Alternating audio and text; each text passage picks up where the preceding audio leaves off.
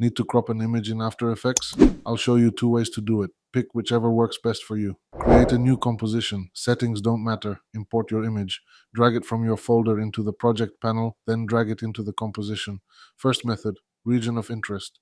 The fastest way, create a new composition and call it photo. Drop your image into it. Click the region of interest button at the bottom of the composition panel. Draw the area you want to keep. Go to composition. Crop comp to region of interest. Your composition is now cropped. Drag the photo composition into your main composition. Cropped image ready to use. If this helped, subscribe. That's exactly what this channel is for. After Effects made simple.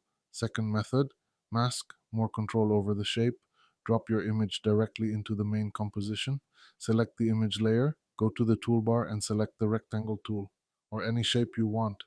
Click and drag over the image to draw your mask. Only the area inside the mask stays visible. Everything outside disappears. Want a different shape? Open masks on the layer and click the mask shape button. Switch to ellipse for a circle crop, or any other shape you prefer.